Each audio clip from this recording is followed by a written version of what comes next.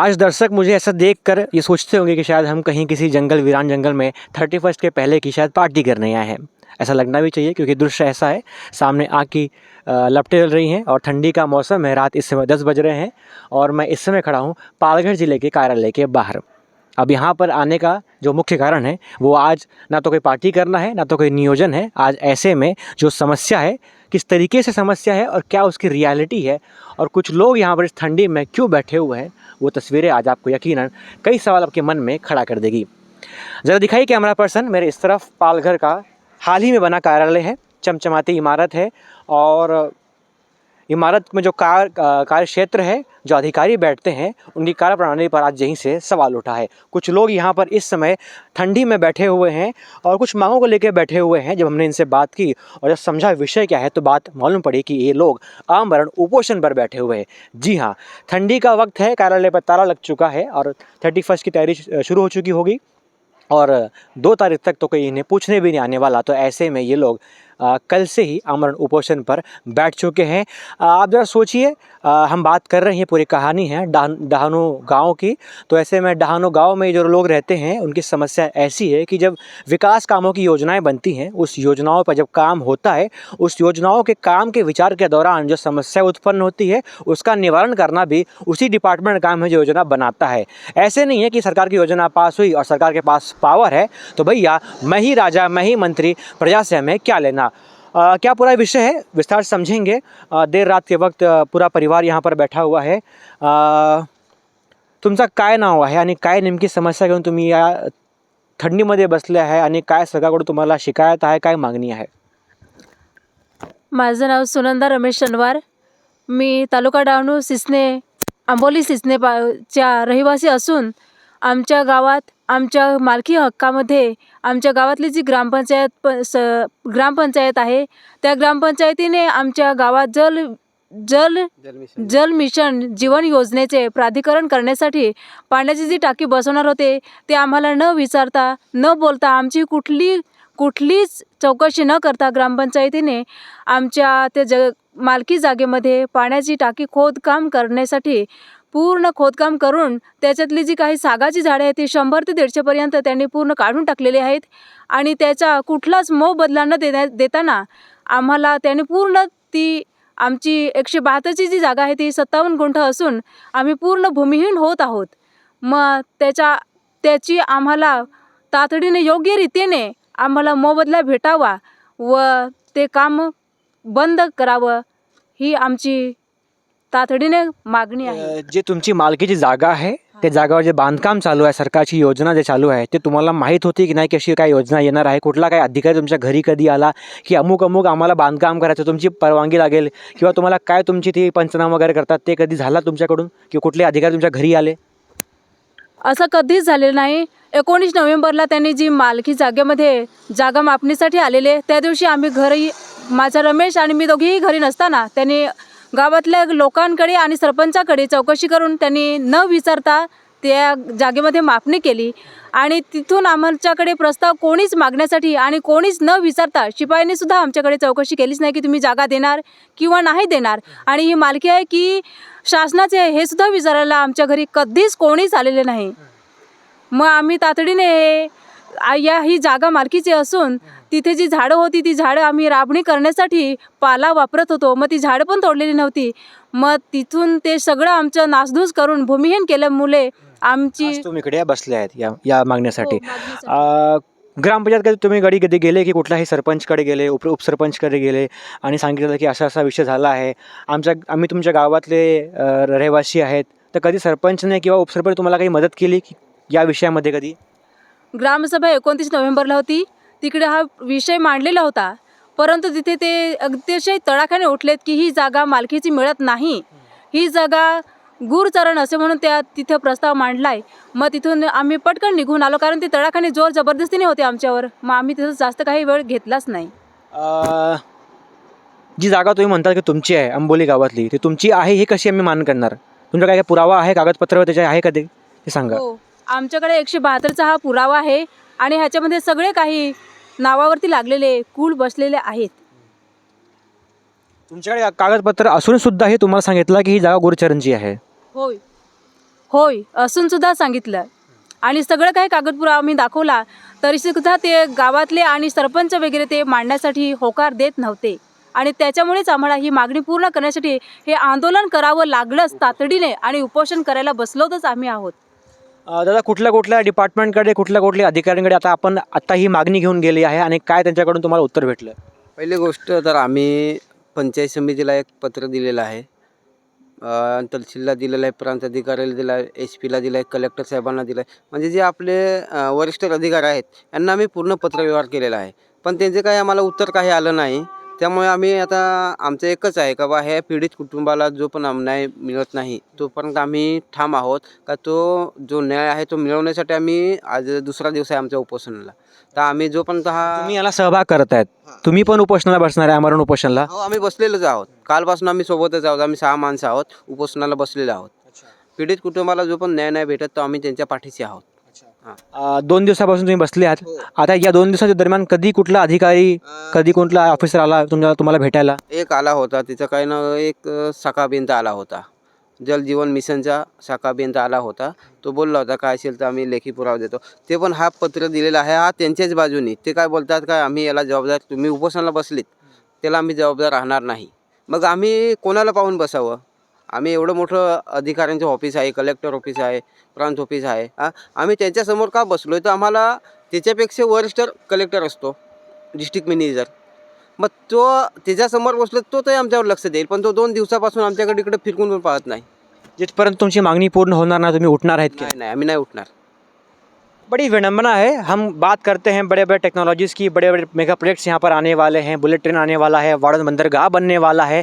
तो ऐसे में जब ऐसी योजनाएं बनती हैं तो उसके पीछे कुछ ऐसे गिद्ध की किस्म के लोग होते हैं जो सोचते हैं कि ना इनके पीछे आग है, ना इनके पीछे कोई आगे है, ना कोई पीछे है। ऐसे लोगों को दबा कर इनकी ज़मीन को हड़प कर और ऐसे विकास कामों का बांधकाम होता है। तो सरकार को समझने की ज़रूरत है कि ऐसे में जब जो गरीब परिवार है जिनको सही चीज़ का ज्ञान नहीं है उनको हक दिया जाना चाहिए। हम बात करते हैं कि पालघर जिला आदिवासी बहुल इलाका है, तो क्या आज से आदिवासियों को यहाँ पर प्रताड़ना क्यों की जा रही है, ये प्रमुख सवाल है। कुछ लोग भी यहाँ पर खड़े हुए हैं। मैं आपसे जानना चाहता हूँ कि जब आपको मालूम पड़ा कि कुछ लोग यहाँ पर बैठे हुए हैं, इनके विषय को आप जानते हैं? विषय ऐसा है कि पालघर जिले में अंदर आके बात करते हैं। पालघर जिले में इस तरफ आइए। इस तरफ पालघर जिले में ऐसी अवस्था हो गई है कि आप गरीब हो तो आप कुत्ते हो, आपकी वैल्यू जीरो है। आप किस भाषा का प्रयोग कर रहे हैं गरीब आदमी की ये वैल्यू रह गई है पालघर जिले में? पालघर जिले में आदिवासियों की यही अवदशा हुई है और यही दशा हो गई है क्योंकि आदिवासियों के पास पैसा नहीं है, सिर्फ ईमानदारी बची है। और ईमानदारी की आज के दशक में इसको वैल्यू ज़ीरो है। अगर ये पैसे वाला होता ना, मेरा आदिवासी अगर पैसे वाला होता तो ये शासन वहाँ जाके तलवे चाटता था। लेकिन आज ये निराधार है, इनको असहाय है, तो इनके पास एक ही मार्ग है उपोषण का। अगर ये पैसे वाले होते तो मुंह पे बंडल मारते थे और ये इनकी जगह छोड़ के दूसरी जगह पे वो बांध सकते थे। आज पालघर ज़िले में हर जगह पे सेम कंडीशन, हर जगह पे यही हो रही है। आप देखो कि हर बार उपोषण करने की नौबत क्यों आती है, क्यों हमें वो आपको हर बार जगाना पड़ता है। अच्छा, कोई चीज़ अगर आप नई खरीदी है और आपको नया कुछ सीखना है तो आपको कोई चीज़ की ज़रूरत पड़ती है, समझना पड़ता है। हर बार आदिवासियों को सिर्फ उपोषण का ही, आंदोलन का ही मार्ग अपनाना पड़ता है। इसका मतलब आपका सिस्टम डैमेज है, आपका सिस्टम खराब है। और या तो आप जानबूझ के कर रहे हो कि ये कुछ कर नहीं पाएंगे, क्या करेंगे, 5-10 दिन उपोषण करेंगे। शायद कहीं ना कहीं इनको प्रशासन में भरोसा होगा कि उपोषण करेंगे या सरकार की तरफ नींद खुलेगी। ये सिर्फ संवैधानिक तरीका है कि भाई मुझे उपोषण का एक मार्ग दिया गया है और मैं उपोषण करूंगा और मैं इनको जगाऊंगा। लेकिन ये गेंडे की मोटी चमड़ी वाले हैं, ये सुधरने वाले नहीं हैं। अब आप देख सकते हो यहाँ ये उपोषण पे बैठे हैं, यहाँ इनकी रखवाली के लिए कोई है। अगर इनके विरोधक ट्रक भर के आए और पूरा ट्रक चढ़ा के लेके गए तो क्या हिट एंड रन हो जाएगा और कोई फर्क नहीं पड़ेगा। मर्डर केस का इसको कन्वर्ट नहीं होगा। उनको ठोक दिया किसी ने, चढ़ गई गाड़ी इनके ऊपर, तो क्या करोगे? हादसा में कन्वर्ट कर देंगे। हादसा में कन्वर्ट कर देंगे। ये रोड पे बैठे थे, गाड़ी चढ़ गई करके, ये भी गलती इनकी ही है। तो भी गलती इनकी ही होनी चाहिए। ये प्रशासन की बहुत बड़ी लापरवाही है। और दूसरी बात ऐसी है कि प्रशासन हमेशा एक ही चीज़ करता है। हम बहुत देखते हैं कि पालघर ज़िले में अच्छी अच्छी जगहों पे सरकारी ज़मीनों पे अतिक्रमण हुआ है वहाँ पत्ता भी न हिले, क्योंकि वहाँ पैसे वाले लोग बैठे हुए हैं। आदिवासियों की ज़मीन हाईवे पे आप देखोगे तो बड़े बड़े शेड मार के, पतरे के शेड मार के आदिवासियों का और फॉरेस्ट लैंड का एक्वायर करके वहाँ 2 नंबर के धंधे चलते हैं। वो सिस्टम को मालूम होते हुए भी चल रहा है, लेकिन वहाँ से मुआवजा मिलता है, वहाँ से पैसा मिलता है, यहाँ से कुछ नहीं मिलेगा। ये भी इनकी गलती है। ये भी इनकी गलती है। ये हमारी 1947 को हमने देश आज़ाद किया गोरों से, फिर गोरे गए और ये काले आए, लेकिन सिस्टम सेम पैरामीटर वही चल रहा है। अत्याचार किस पे? सिर्फ गरीबों पे, असहाय और गरीबों पे ही अत्याचार होगा, पैसे वाले को कोई नहीं। वो ज़माने में भी पैसे वाले आयश करते थे, आज भी वही चल रहा है। सिर्फ साल बदला, हम आज़ाद हुए ही नहीं है। ये उपोषण की बारी क्यों, नौबत क्यों आई? क्या सिस्टम को मालूम नहीं है कि वो ज़मीन अधिग्रहण करते समय इनको बताना है, इनको इनका योग्य मुआवजा देना है। इनकी 57 गुंठा जगह ही अगर आपने ले ली है तो ये भूमिहीन हो गया है। इनका ऐसा आरोप है कि लगभग 150 झाड़ों को उन्होंने नष्ट कर दिया है, तो उसका मुआवजा भी बनता है। अगर किसी अच्छे जगह पे और आप पैसे वाले कहीं जाए, टहनी भी काटी तो गुना दाखिल होता है, एक कीला भी मारा पेड़ पे तो गुना दाखिल होता है। 150 पेड़ काटने पे एक भी गुना दाखिल नहीं हुआ। ये जो कॉन्ट्रैक्टर्स है ये ब्लैकलिस्टेड होना चाहिए, इस पे गुना दाखिल होना चाहिए। क्या आपने ये 150 पेड़ काटने के लिए परवानगी ली? फॉरेस्ट की है परवानगी तो उन्होंने डिक्लेयर करे कि हमसे परवानगी ली है। 150 पेड़ काटने के बाद 150 पेड़ लगाने हैं, ये भी नियम है। क्या आपने लगाए? 150 पेड़ काटने के बाद 150 पेड़ लगाने पड़ते हैं, उसके बाद उसको परवानगी दी जाती है। क्या आपने उतने लगाए हैं? नहीं लगाए। तो ये जो चल रहा है सिस्टम, ये डैमेज सिस्टम चल रहा है पूरा। मिला के हमारा सवाल ये है कि इसके जिम्मेदार कौन है? वरिष्ठ अधिकारी या जो निचले स्तर पर काम करते हैं, जो गुमराह करते हैं, इनका हक इनको नहीं बताते, क्या वो जिम्मेदार है? हर चीज़ में मैं एक ही कहूँगा कि सिस्टम का इशू है। कलेक्टर को भी मालूम है कि इनका प्रॉब्लम क्या है, सॉल्यूशन भी उन्हीं के पास पड़ा हुआ है, लेकिन करना नहीं है।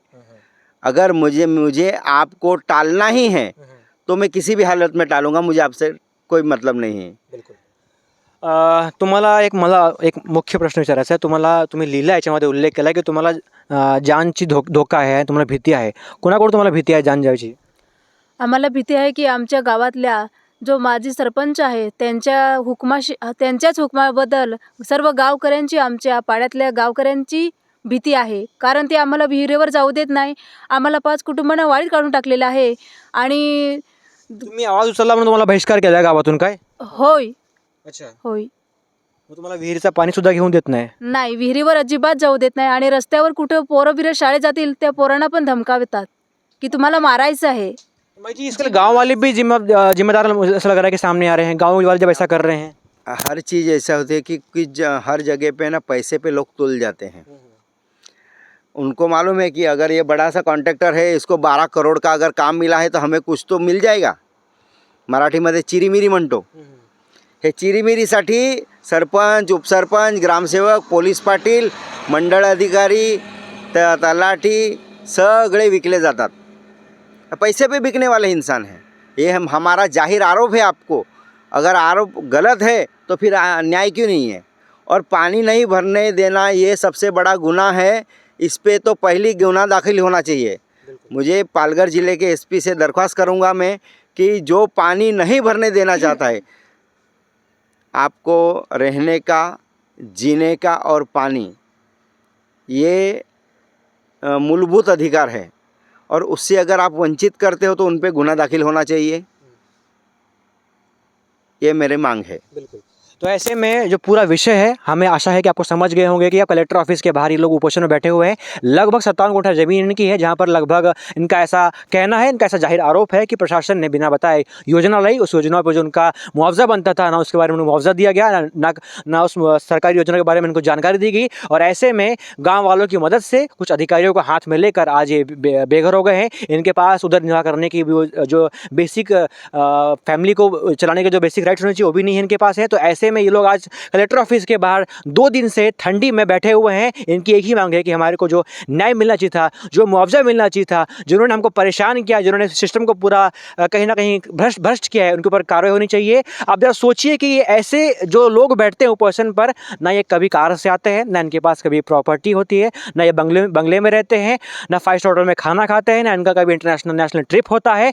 जो करते हैं वो आज अपने घरों में बैठे हुए हैं। उनके घरों में आज ठंडी के मौसम में हीटर जलता होगा, 2-4 नौकर आगे पीछे घूमते होंगे। हाल बेहाल है। तो ऐसे लोगों का जो अपनी मांगों के लिए, अपनी ही ज़मीन के लिए आज सड़क पर उतर गए हैं और शासन प्रशासन अब न्यू ईयर मनाने में व्यस्त नज़र आ रही है। तो ऐसे में नागरिक के तौर पर इस विषय को कैसे आप देखते हैं, आपकी क्या प्रतिक्रिया है, हमें कमेंट बॉक्स में लिख के बताइए। इस ठंडी की देर रात में इस परिवार के बारे में क्या आप सोचते हैं और उनकी आवाज़ को दूर तक पहुँचाना ये भी आपकी जिम्मेदारी है। मैं कलेक्टर ऑफिस के बाहर से इस परिवार के बारे में जो ग्राउंड रियलिटी थी वो आपको दिखाने की कोशिश कर रहा हूँ। आप देखते हैं कि वक्त के साथ साल के पहले या अगले साल में इस परिवार वालों की सुनवाई होती है या नहीं होती है, इस विषय को टाल दिया जाता है। आप देखते रहिए न्यूज़फुल। जय हिंद।